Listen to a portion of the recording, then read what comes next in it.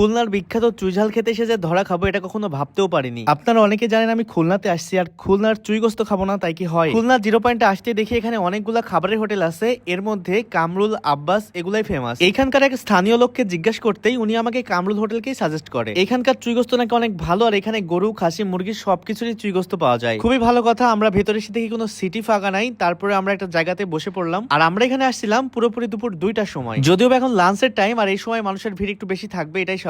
এরপর এখানে খাবার অর্ডার করতেই ভাত, সাথে পেঁয়াজ, মরিচ আর লেবু দিয়ে যায়। এন্ড একটু পরে চলে আসে চুই গোস্ত, আর এখান থেকে আমাকে ইচ্ছা মতো বেছে নিতে বলে। তো আমি একটা খুঁজতেছিলাম সলিড গোস্ত আর কি, যেটাতে কোনো তেল চর্বি বা হাড় থাকবে না। অনেকক্ষণ খোঁজার পর এখান থেকে একটা গোস্ত সিলেক্ট করলাম, কিন্তু এটা হাত দিয়ে ধরা মাত্রই আমি তো পুরাই হতাশ। দেখেই মনে হচ্ছে অনেক পরিমাণে শক্ত, আর ভালো মতো রান্নাও হয়নি। হাত দিয়ে চাপ দিতে দেখি একদমই খুলতেছে না, অনেক শক্ত হয়ে আছে। এদিকে আমার ফ্রেন্ড নিয়েছিল মুরগির চুই গোস্ত, ওইটাতে পরে আসা যাক। ফার্স্টে আমি যেটা নিয়েছিলাম এইটা খেতে কেমন সেটা আপনাদের একটু জানাই। আপনারা দেখে তো বুঝতে পারছেন মাংস একটু শক্ত, মানে একটু বললে ভুল হবে, অনেক বেশি শক্ত, মানে ঠিকঠাক ভাবে রান্নাই হয়নি। এখানে মাংসের ঝোল দিয়ে ভাতটাকে মাখিয়ে নিয়ে খাওয়া দাওয়া শুরু করলাম। টেস্টের কথা কি বলবো, একবার মুখে দিতে আমার মনে হলো যে আমার লাইফে এরকম বাজে খাবার জীবনেও খাইনি। আর চুই ঝালের কথা কি বলবো, এটা ভালোভাবে ক্লিনও করে নাই, আর মনে হচ্ছে গাছের ডাল এনে রেখে দিছে। আর মাংস তো হাত দিয়ে ছিঁড়তে পারতেছি না, দেখেন আমি দাঁত দিয়ে যথারীতি যুদ্ধ করতেছি এই মাংস ছিঁড়ার জন্য। আমার কথা আপনাদের হয়তো খারাপ লাগতে পারে, বাট আপনারা তো দেখে বুঝতেই পারতেছেন মাংসটা কি পরিমাণে শক্ত।